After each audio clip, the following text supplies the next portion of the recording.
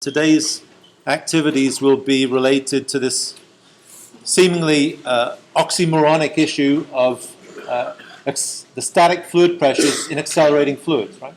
How can a fluid be static if it's accelerating?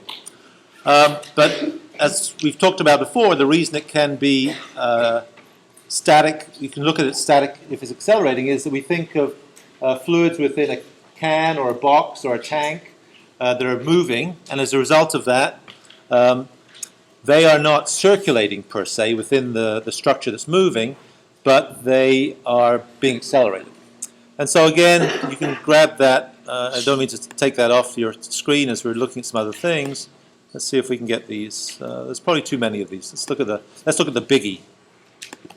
And so you can imagine the effects of accelerating a fluid.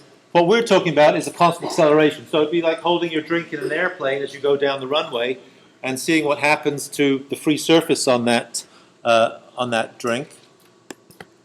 And it's not really the kinds of things that we're looking at here, although this is kind of a subset of it.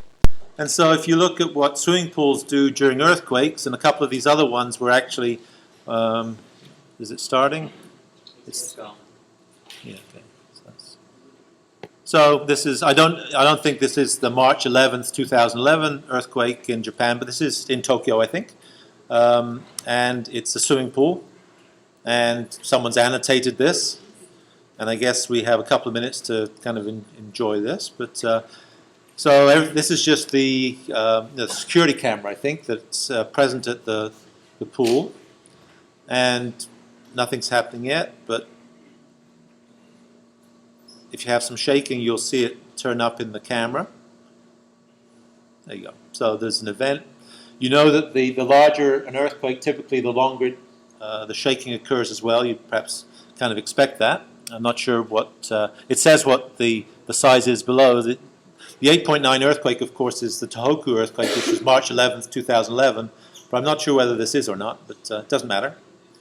And so there's some acceleration happening. You can see the fixed camera moving relative to the ground, and it's accelerating the fluids that happen to be in the pool. So it's a little different from our case. Obviously, if you're in an airplane going down a runway, the velocity is in the same direction all the time. You're accelerating in the same direction all the time. This is different, right? A jolt this way, a jolt that backwards and forwards.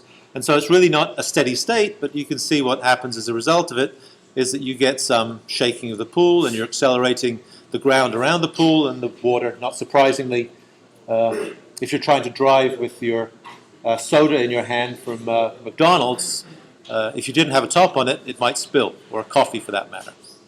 And so you see that exactly that's what's going on here. Don't know if this will go. So this is perhaps more close to home, because this, I think, is the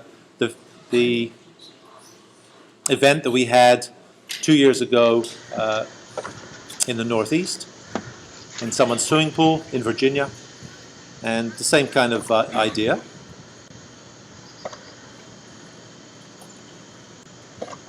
But we'll come back to it. And this is one that one of your own sent me, which we'll look at as well, which I'll get going. So I'm not trying to jump around all over the place. Just think about loading.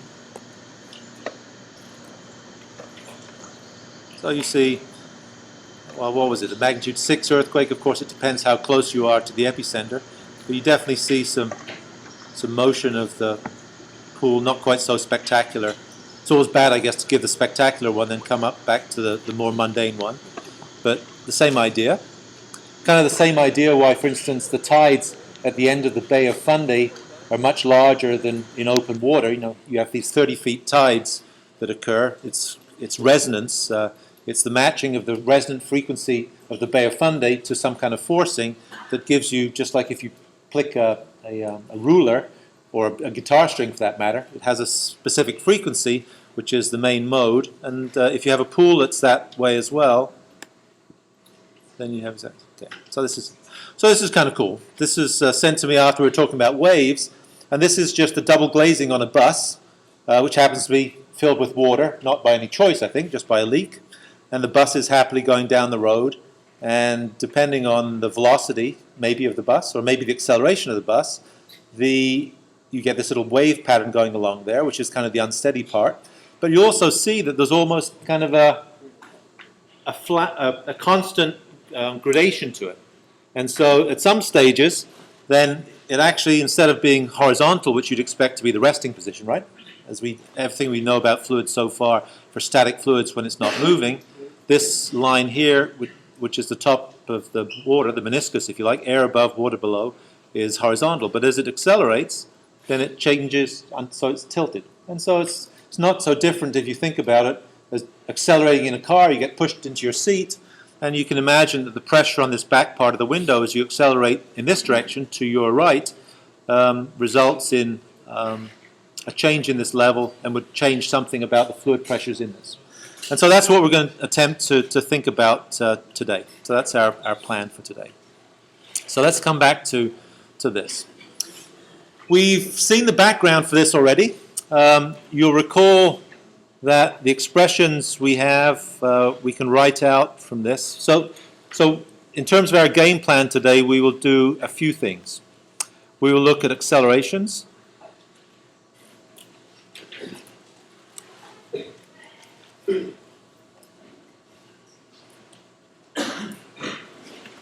And we'll look at them both as linear accelerations, and we'll figure out exactly if they are open and closed, or let's say, so where is the free surface, and how do pressures change?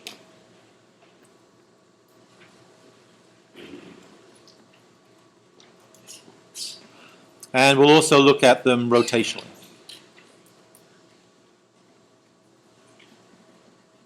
And look at these two cases also. So in other words, if you have a fluid which is accelerating down the runway in a plane, or if you're on a roller coaster ride or doing a loop in a plane, what is the behavior of fluid in those systems? So let's take the first one first. So linear behavior. Well, we've talked about this expression already, right? So maybe you don't like seeing it quite written that way, but let's write it out in a way that we know. Well, just let's translate it into something that makes a bit more sense for us. So if we look at the relationships are in terms of the changes in pressure in the x direction,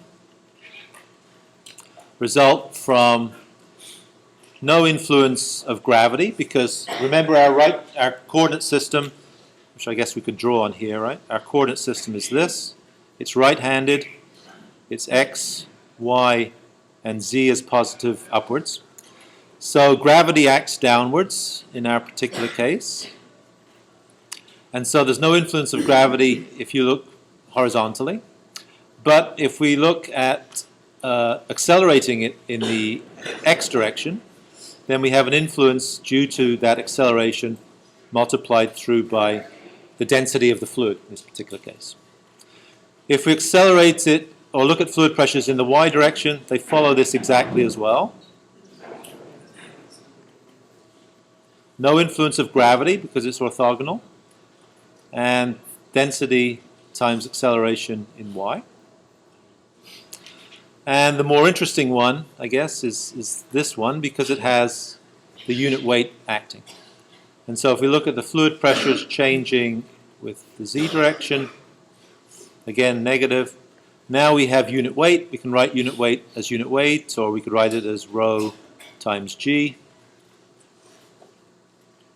minus density times acceleration in the z direction. So that's all those expressions are. So we've developed those in the past. If you recall, the way we did it was to basically do resolving forces on a block, and this was F minus ma equals 0. Right? Newton's second law. That's what we did it before. We won't redo it.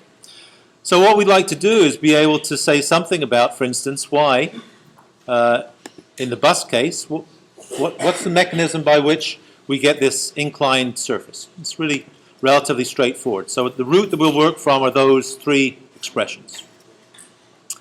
So let's go to full screen. Let's do this. And I'm going to jump around with these now. So here's the idea. So you start off, you're sitting with your aquarium, or your glass with water in it, you're not accelerating. Of course, on this planet, we are moving. We're moving at some large velocity as we circulate around or rotate, and also fly through space as well. But those aren't accelerations per se. They are essentially velocities, constant velocities we're moving at. And the radius of the Earth is so large that the curvature of that radius is very small. So it means that basically we can think of us moving at constant velocity. But if we were to move across the room, if I was to grab one of your clear water containers and walk across the room, then the free surface of that, starting horizontally, would tilt this direction, not as I move with some velocity, but as I accelerate. So initially when I start moving and accelerate, it would move. If then I start going at constant velocity, it will come back to the horizontal. And so what it is it's controlled by the acceleration that you go through. And these are the expressions that we have. So this is just the three expressions that we just reminded ourselves of. And so the question is, how can we use those to determine something interesting about the behavior of fluids in a tank? So it could be that we're interested in figuring out what the fluid pressures are that are induced in a tank, in a fuel tanker plane that of course carries fuel to refuel mid-flight planes in the belly of the fuselage, not in the wings per se. And so what we can do is we can look at how we expect this free surface to reorient itself. And the easiest thing to look at is what happens if we, for instance, accelerate something, in this particular case, it comes from the book, in the y direction. So not velocity, but we're going to accelerate it at a constant acceleration to your right in the y direction. By definition, if we're going only to the right, then we'll assume that the acceleration in x is 0. So in other words, we're only going in the y direction. And we're not going to accelerate it vertically. We could do. Accelerating it vertically would just mean that in addition to going in y, we also go upwards.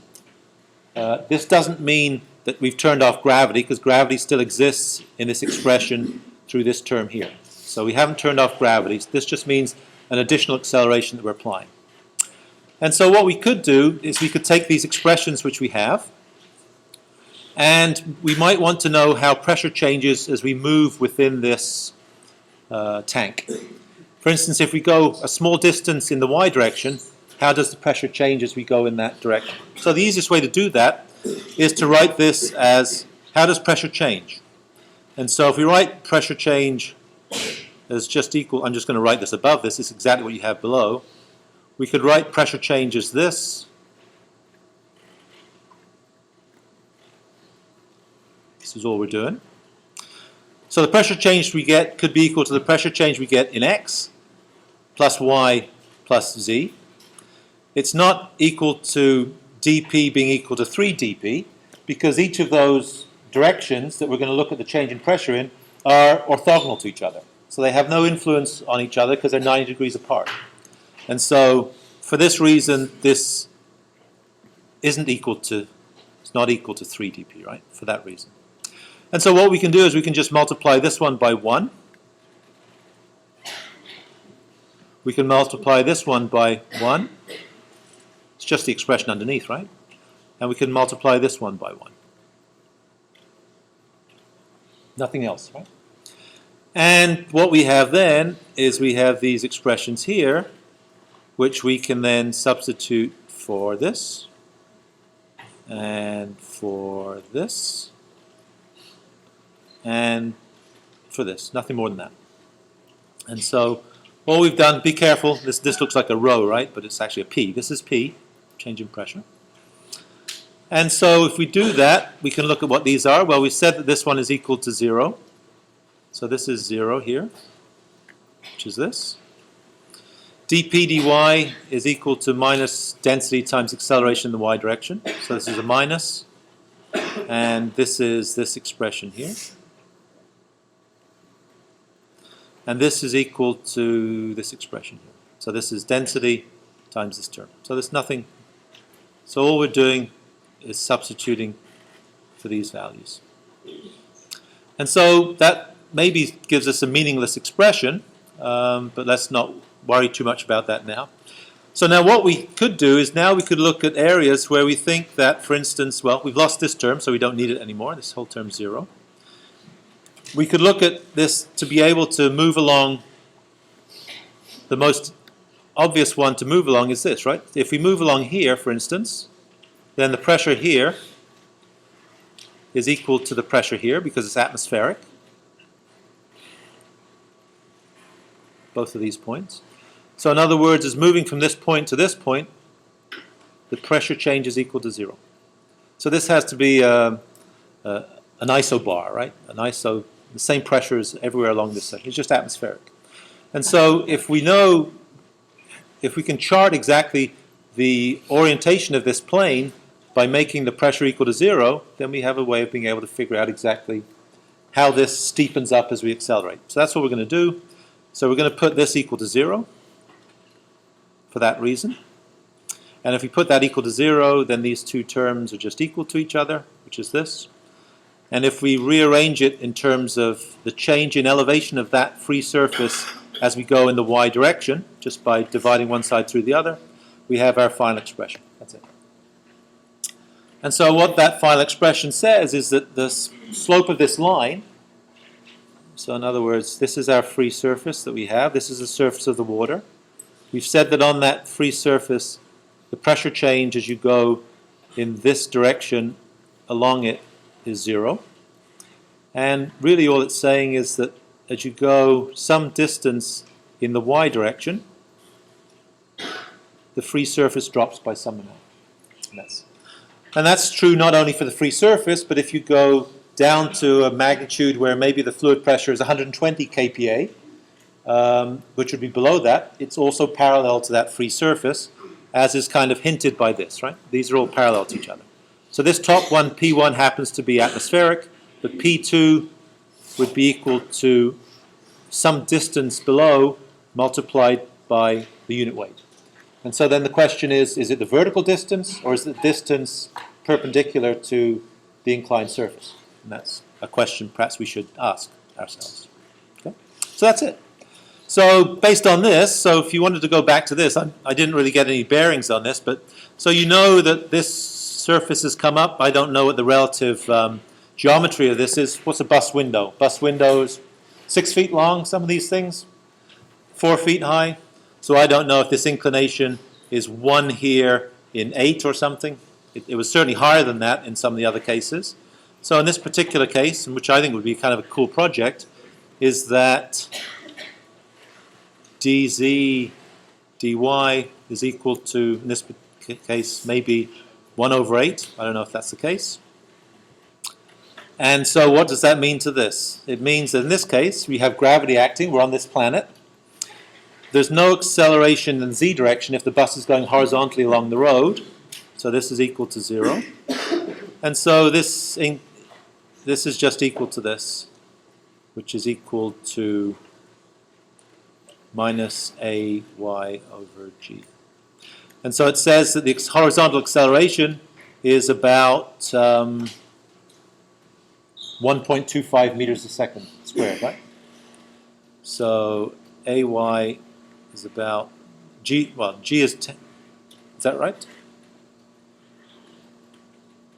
Yeah, that is right, yeah. So it's basically an eighth. So if you divide 10 meters per second squared by 8, you get about 1.25 meters per second squared, which is the acceleration. And so what you could do, of course, is if you knew what the acceleration is, you could use it as a very crude accelerometer to be able to figure out exactly what velocity you're going at. And in this particular case, it gives you the instantaneous acceleration. If you have the acceleration, you can integrate that to get the velocity, right? Because you know that acceleration, unrelated to this little thing that we're doing here, I'll get you in a sec, acceleration is equal to dv dt. So if you have this and you take a time step, you would calculate how the velocity changes. Yes, sir? Since density is allowed, you're saying it doesn't matter what fluid it is. Doesn't matter what fluid it is. What about viscosity? Wouldn't your lag acceleration if you had like a high viscosity? If you had a high viscosity, it would lag it. If you had thinner walls and also high viscosity, it would lag it even more, right? Because the viscous effects would be larger because it would be like a capillary. I think it's also non-steady state because it's jumping around a little bit, and this assumes it's a steady state. This assumes that the acceleration is constant throughout the whole lifetime of the thing. So there's lots of things that aren't quite there, but you could. I think you'd get a pretty good picture of what your velocities would be from doing that. And so thinking about that, so I think it'd be an interesting project. So I think there'd be kind of you could take a piece of glass, you could stick it onto the window in your car, you could cork around it, you could take a video of it as you scoot down the road. If you have your iPhone would do it. I think I did it yesterday. I haven't had this for a while. iPhones, of course, the way that you get the orientation of the iPhone is an accelerometer. Most computers, certainly MacBooks, have an accelerometer in them as well. As you can see from this middle screen that the arrow is on. You can set it up. I just downloaded this yesterday just because I thought it'd be kind of, whoops, not that one, right?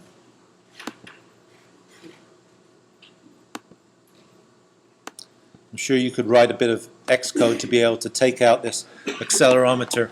You could calibrate it, of course, by just dropping it on the floor, which sounds stupid, right? Of course, it is a bit silly. But you know, one of the reasons that they have accelerometers in them is that supposedly, I don't know if it works or not, well, it did. I put my computer in my bag on the table in my office as I got back from class last time, and of course, the computer sitting on top of this little desk pad, the computer dropped out. So one of the reasons for the accelerometer is that if it feels an acceleration, it clamps the hard drive for these non-solid state hard drives. And it clamps it so that when it hits the floor, it doesn't destroy itself, which is one of the problems. So anyway, so I think you could do an interesting project with that. So that's the way to be able to get the fluid pressure of the free surface, but also parallel surfaces underneath that would be inclined like this. What about the pressures in the vertical direction?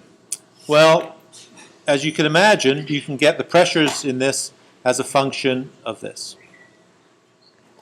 So someone's phone. And so if you want to get the pressure in the vertical direction, in our particular case, what do we have? There is no acceleration in z, and so the pressure distribution with depth is just going to be equal to the unit weight minus the unit weight of the fluid. So exactly the same as if we were static.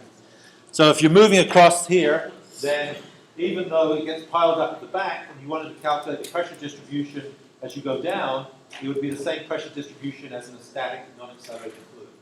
But if you put it in an elevator, it's not quite the same, right? Because all of a sudden you do have a vertical acceleration. So if you go to this, I guess I'm jumping ahead of myself. It's all written down here. So this is what we've just said, that we have a constant slope angle depending on how much it accelerates, and the inclination of this is given by this expression, which is dy dz. So if you had a bucket, I think like in the an exam question in 2012, which was this, then you could just calculate that. So what the question then is, what's the pressure on the back of this bucket? Well, to get that, you need to go back and be able to figure out exactly what that would be. And of course, the one relationship which relates to pressure changes as you go vertically is the one we just highlighted. So if it's only accelerating horizontally, AY in our particular case, then AZ in our particular case would equal to 0, in which case the pressure change with depth would just be equal to the unit weight. And so this would just be the same as all the static examples we talked about. If, however, the acceleration in the z direction was not equal to 0, if, for instance, say it was positive upwards, which is our positive z direction, right? Then you have an extra term here. Going up in the elevator, this is positive. If this is positive, it adds to the effect of g, so it's really kind of making a denser fluid, or actually making gravity stronger on the planet. And so you can imagine that if gravity was stronger than on the planet, then instead of the case where it just changes with this, pressure is equal to unit weight times depth below surface, which is the standard case. then if you have an extra component added to this, then it would be, is that steeper or shallower? I guess it's shallower, right? So in other words, it gets a higher pressure at the same depth than it would be if you're static. If the elevator is going down, then the acceleration is negative, and then the pressure distribution you'd expect would be less than the hydrostatic. If the acceleration is equal to gravity in the vertical direction, then you'd basically be weightless, imagine. So that's the case you don't want to be on an airplane for, right, when it's going down faster than gravity. I remember flying from Kuala Lumpur to Perth one day in a plane, obviously, and one of the parallel flights to Perth was a Qantas plane, an A330, which was happily flying along, and they had some glitch in the software. It did a couple of little bumps, and then for some reason the software got confused, and it went into a dive for 10,000 feet or something. And if you did the calculation of how far it fell, quote unquote, in how long a time, you could calculate that it wasn't falling due to gravity; it was actually powering itself down. And of course, in that particular case, you come out, if you don't have your seatbelt on, you come out of your seat and you bang against the luggage racks which are above you. So everyone was fine, but everyone was banged up a little bit, and the plane survived. And they fixed the software glitch. I'm happy to say, I think it was a software glitch, purely simple. Okay. So that's accelerations for linear accelerations. Everyone okay with that? So the point is, it's not velocities, it's accelerations. So as you accelerate across here and speed up all the time, then it would happen. If you accelerate and then you go at constant velocity, then it would just back off to a horizontal free surface again. So it only operates when it's accelerating. Okay? And so, yeah, so we've talked about that. All right. So we said we'd talk about rigid body rotation. So this is circular behavior. I could derive these expressions, but I'm not sure that it's necessarily useful to do that. So let's take them on trust. Take these expressions on trust.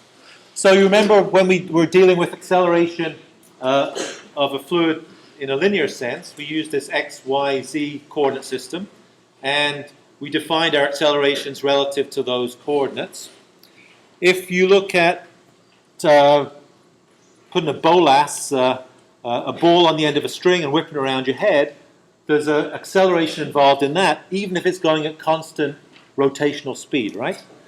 And the reason for that is that the angular acceleration that occurs due to rigid body motion is by the fact that if you think of this weight being scooted around the axis like this, it wants to go, if you look in plan view, so you have a weight which is sitting here, which you're putting through some angular velocity, which we call omega, which is in, by the way, radians a second, is the SI unit. But even if this is going at constant velocity, which you think is not accelerating, the acceleration comes from the fact that it wants to go in this direction in a straight line, but you're pulling it in so that it actually goes in this direction, which is v theta. And so the point is that this would, if it was able to go in this straight line at constant velocity, then it wouldn't be accelerating. Because you're pulling it in, that's why you have to apply a force on the cord as you're whipping it around your head. You're pulling it in, you apply a force to be able to apply an angular acceleration. And so if you go through the math for that, you end up with these three expressions, one of which looks the same as we had before. The pressure and change in the z direction is equal to the unit weight. I guess if it was accelerating in the z direction, you could also, actually you could add az rho if you wanted to, but let's not do that. So in other words, we're not going to accelerate it. So we're just twisting it around. We're not accelerating it upwards.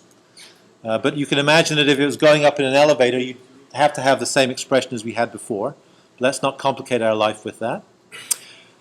The pressure change in the radial direction occurs due to the fact that you have a rotational velocity, which gives you an angular acceleration, and it's a function of the density of the fluid the radius to the point where you're measuring your fluid pressure, and the rotational velocity, radians per second. And we can use that to be able to figure out exactly what the fluid pressure distributions would be in rotating fluids, and also what the free surface would look like if you have them. You could imagine that if you're able to spin something, if you're able to put a beaker on a drill bit and turn it, just like being in the fairground, you have the wall of death, you get plastered to the wall and they take the floor away, then you're thrown out to here. So there's no reason why water, a little differential cube of water, wouldn't also be flown out to the side. So what we can do is we can use these expressions. So this we've taken on trust. What does this say? This says as you go in the hoop direction, in the direction theta, it means that every contour that you look as you go around in this direction here, the elevation, the pressure in the water would be the same. And if you think of it, it makes sense. If you think that the pressure in the water in some way is related to where the free surface is, you can't stand here and start going around this point and be going downhill, because as you go downhill, all of a sudden you'll come up to the place where you started and you have to jump up again. So it makes sense that as you go around here, the free surface as you go around a circle which is at one radius would be a continuous circle. You go a bit further out, it might be higher, as you'd expect from looking at this figure here, but basically it's as you go around in the azimuthal direction, then the pressure doesn't change. So how can we use this usefully? Well, we'd like to know what this free surface looks like, so we can do exactly as we did before. We can see how the pressure changes as a function of pressure change in R. So you can just write this as dP, dP, dP, dP, which for the same reasons as before is not equal to 3 dP because they're still orthogonal to each other. Now we have this in our coordinate system, the radial direction, the theta direction, the azimuthal direction if you like, and also the vertical direction. So those are our three coordinates. And so if we just multiply these by, in this particular case, by 1, and by 1, then what we're able to do again is just borrow these. This one's 0, and borrow this. Right? And we'll forget about this, right? We don't do that. Same rationale as before. If we want to know the location of this equipotential surface, the easiest one to think about is the top surface. We put the right-hand side equal to 0. That's our desire. And so after we substituted for rho density, the radius out from the center of rotation times the angular velocity into this, which is this. And we have this one here is equal to the unit weight. And what we can do then is we can, this is 0, so these are equal to each other. Right? If these two are equal to each other, then we can just divide both sides by dr.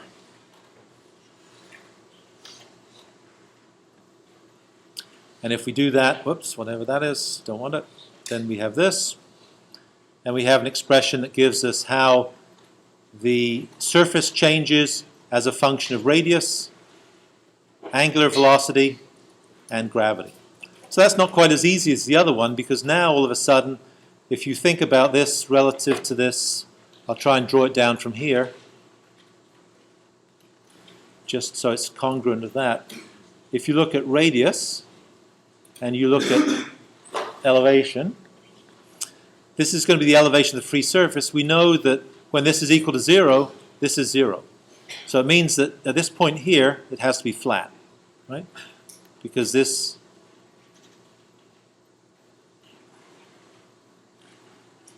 I guess at r equals 0. Right? But as you get further away from here, this is a function of r. So as r is non-zero, then you'd expect that it does something like this. So at every single point, you choose, certainly the elevation of this surface is a single value, but it changes and it gets larger as you go. It varies linearly as you get out, right? So it starts off at 0, but then ultimately at infinity, it'll be infinity as well if you go that far out. So what we know is that if we want to be able to evaluate the shape of this surface, we have to do something to get rid of some of these variables, so we just integrate it. And if we integrate it, we end up with relatively straightforward components, right? Keep z here, which is this, multiply both sides by dr, and you end up with dr. The only thing that changes with r is this variable here. This is constant, the angular velocity is constant, and gravity is constant. And if you do the integration with a constant instead of through limits, you could do it with limits, but just with constant. Integral of r is a half r squared, which is this here. And we end up with a extra constant, which we have to determine. So this expression is always true, but if we want to be able to use it, we have to be able to figure out exactly what the magnitude of this constant is. So instead of putting limits between r0 and r1 and z0 and z1, we've just written it out as an integral that has a constant of integration in it, and we've kept that. And so the expression you get is this. So this is a standard expression, one that you wouldn't have to derive, but one that you could use. And again, if you wanted to be able to look at the fluid pressures in that, then you can go back to that previous expression that we had, expression 2. So we put this equal to 0 because we're looking at the free surface. But let's not put it equal to 0 and revive it here. And we can do the same as we did before. We can look at change in pressure as a function of radius and elevation.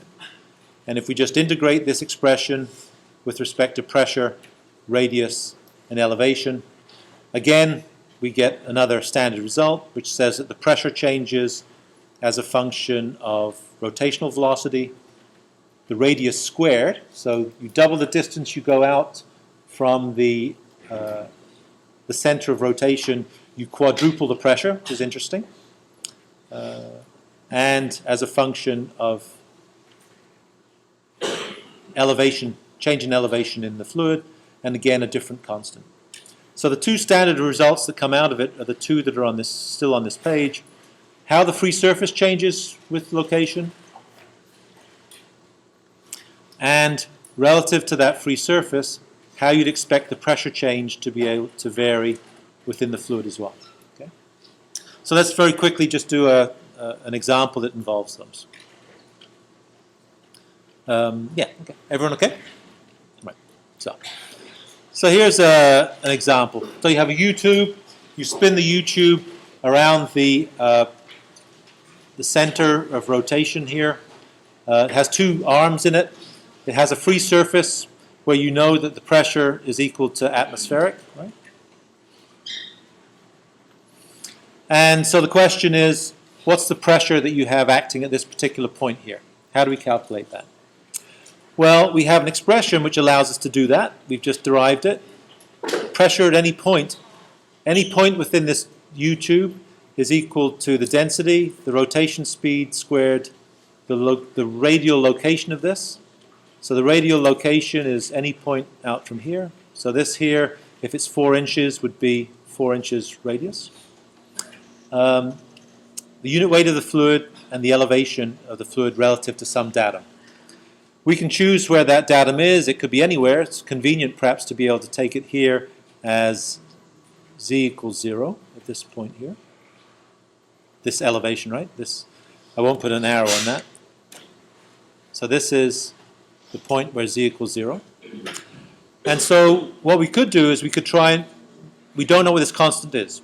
So what we can do is we can write this expression for a point that we know, and one of the points, the only point we know actually, is this point here. We know that the pressure here is atmospheric. If we use gauge pressure as atmospheric, then it's 0. We know the radius at which this occurs, because r is equal to 4. And we know the elevation that it occurs, which is equal to 12 inches. And so we can write this expression around here, density, rotation speed, the radius, divided by 2, radius squared, unit weight, elevation,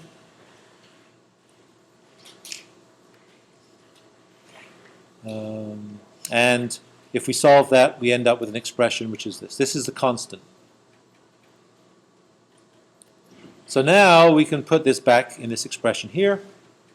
If we do that, we now have the pressure as a function of this. Okay, this was r squared, which is this term here, but the constant has a proportion which is equal to rho omega squared over 18. So in other words, this term here multiplied by 1, well, 1 over 9 is 1 over 9 is 2 over 18, right, in this particular case. So that's where this term comes from. And a component which relates to this, which is just this value here, which is here, plus gamma, minus gamma minus 1, which is this. So this term is here, and this term is here. And so now we have an expression that includes all of those. And so now we can figure out exactly what the fluid pressure is at a place where we want to determine what it is. So this particular point here, the radius is 0, the elevation is equal to 0, and so putting those values into here for 0 and 0 give this final expression. And that gives the fluid pressure at that point. And you have everything there. I think the question is asking, when is the pressure at that point low enough that the water cavitates? If you know what water pressure when it cavitates is, then you can calculate when PA reaches that magnitude by just solving for the one variable, which is the rotational speed. And if you know what the rotational speed is, what is it?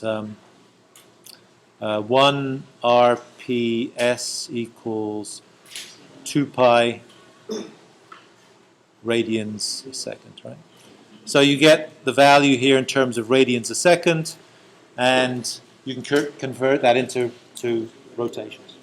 So kind of interesting result is that, right, if you imagine spinning something around your head, that you're actually pulling against it, and therefore you have to apply some force. If the force applied, then it's actually putting that water into tension, and if the tension is large enough, it will turn it from being a liquid into a vapor because it reaches the vapor pressure.